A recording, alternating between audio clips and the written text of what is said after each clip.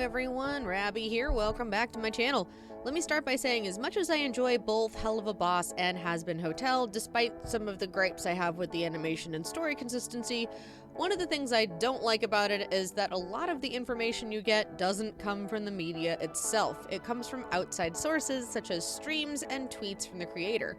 While it's fun to get inside information if you're following those external sources, it's not really fair to the people who don't realize that they need to be doing this in order to keep up.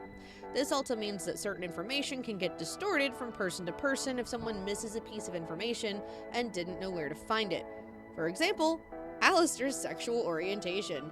I heard that he was now labeled as asexual, while a friend of mine mentioned that she heard in a stream that this information isn't official, and instead we were basically told, it's gonna be a surprise! Now, as I was sitting here wondering what Viv was planning on doing with Alastor and any possible romantic scenarios, one thing popped into my head. One memory of a previously canon love interest that Alastor did have oh so many years ago. And by oh so many years, I mean 2013. Now, I started following Viv's work in about 2014, and back then she had more than one blog, all of which have since been shut down at this point. These blogs were Zoophobia Crazies, Vivzie-ZP, and Vivziepop. The blog I'm pulling all of this information from is her blog Viv's Portfolio, on which all of this art has been reblogged, though it looks like the last edition was in October of 2014. Her website, zoophobiacomic.com, is still alive, though it hasn't been active since March of 2016. That project was stopped, and there was a promise of a YouTube version of the comic, but dubbed. However, that never wound up happening.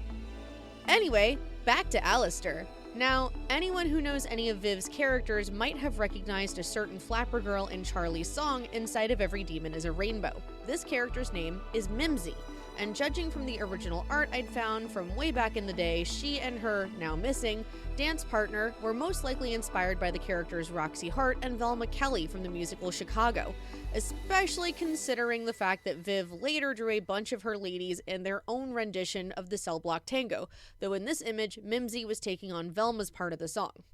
Now, as I was sitting here racking my brain, I could have swore I remembered at least one image of Alastor fawning over Mimzy. So, as I was searching through Viv's blog while I was looking for stuff for my height chart, I stumbled upon the very picture I was looking for. Now, in this image, it wasn't Alastor, but another character who simply looked a hell of a lot like him. In fact, Viv has had to change multiple designs for these projects because she did have characters that looked too similar to each other. For example, when I stumbled across old work of a character named Hatchet, I assumed he was the original design for Alastor before our beloved radio demon became who he was meant to become.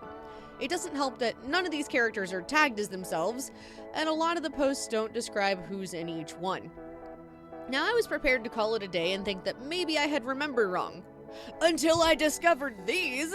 It seems my memory was correct. Back in January of 2013, Viv was in fact shipping Mimzy and Alastor. From the looks of these images, the two were head over heels for each other. Therefore, there is a certain possibility that this might be a canon pairing that we could be getting in Hazbin once we get more than just the pilot. However, there was a second pairing I found only one image of. This pairing was Alastor and a character named KayCee. Now, I have no idea who this is. Again, Viv wasn't exactly good at labeling things back then. It looks as though this might have been a character that wasn't built upon, since Viv has about 20 billion of the little shits, as most character creators do. Or, there's a possibility that this might have been a friend's character that she was shipping with. Kinda like that really weird singular image I found of Angel being shipped with one of her friend's characters and having an unnaturally created set of demon children. Yeah, I don't know. Sounds kinda like they were in some kind of roleplay. But there you have it. There are two instances of Alastor's previous canon love interests. No one really knows what the future of Hazbin is going to be like. After all, so much has changed over the years, which I'll be covering in other videos, by the way. Either way, I can't wait to see what comes next. That'll about wrap things up for this video. I'll see you all in the next mess. Later, Gators!